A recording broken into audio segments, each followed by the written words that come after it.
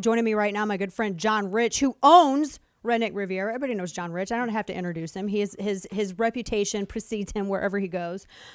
John, always so good to see you. And congrats on the reopening of Redneck Riviera Nashville, by the way. I saw you out there with your bandana. Congratulations. Thank you very much. Yeah, thanks for having me back on the show. It was quite a moment there, May 11th, 2020. I'll never forget it when we finally got to push the doors open to my business, to my bar back downtown in Nashville. And,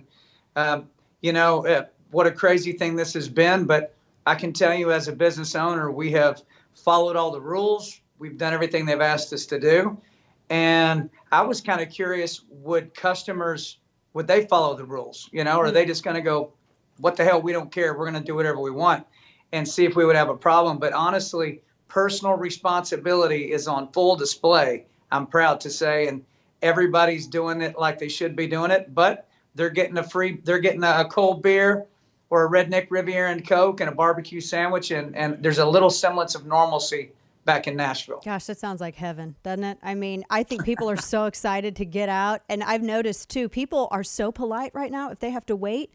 I mean, if they have to stand in line, I've never seen people so happy to stand in line before. They're just out of their house. They're excited. They're going to do whatever they have to do to make sure they're good stewards of their fellow man, so that they don't have to go back under a lockdown. I think that's a good point. You know what else they're doing? They're over tipping.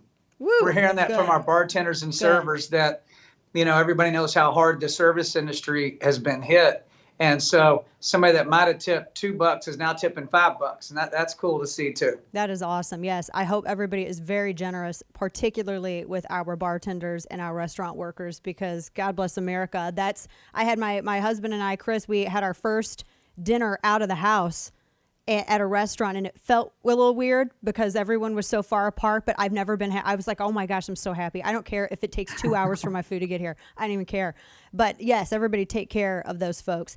I love the point that you had made a little bit earlier, because, and we love what you do, and we love everything you do. And we actually, literally, this is the official whiskey of my house. I mean, I will not offer anything else. I gift it. I mean, I order it. I love it.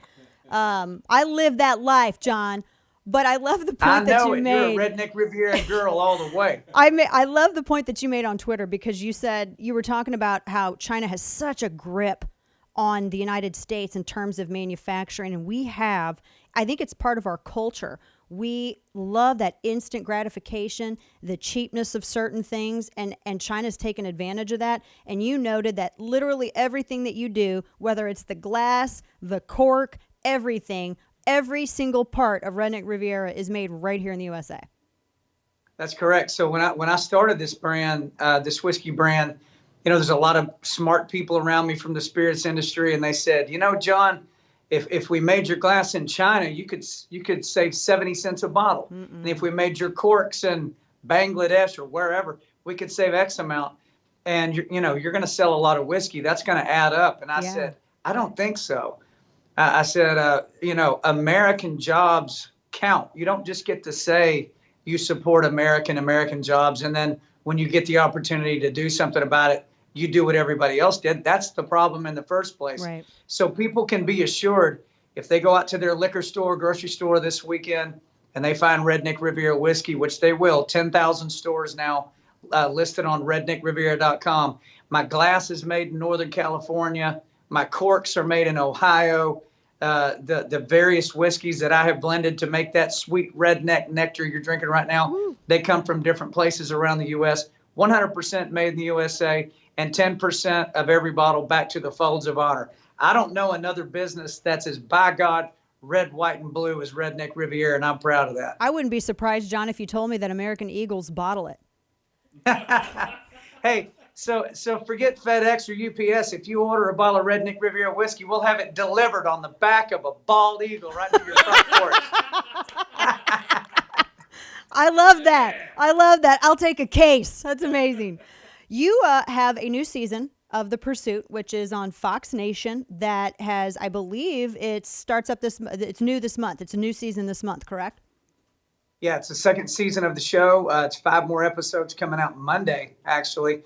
And people seem to really like those first 5 episodes, which are still on Fox Nation. You can just go through and watch them.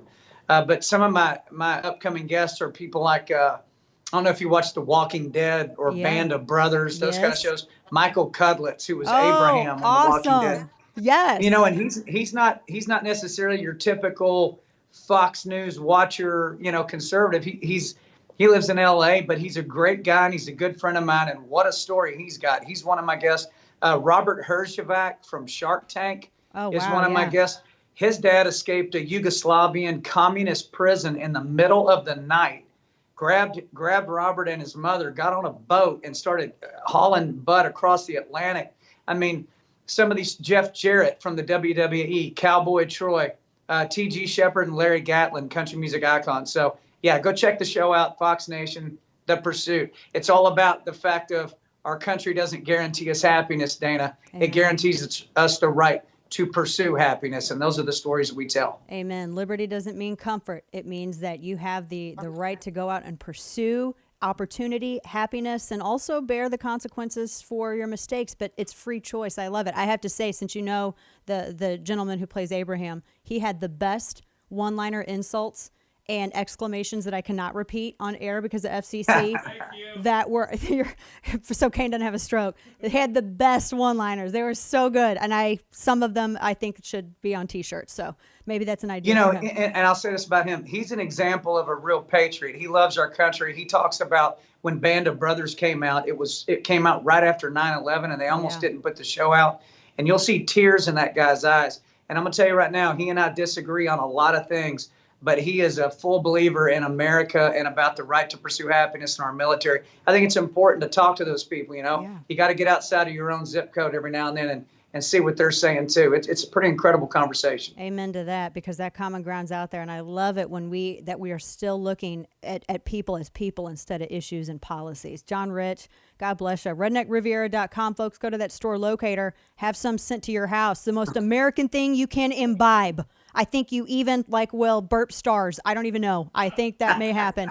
John Rich, God bless you. Congrats on the new season. And as always, thanks for also the partnership with the show. We appreciate you. Ma'am. And you're such a great friend. God bless you.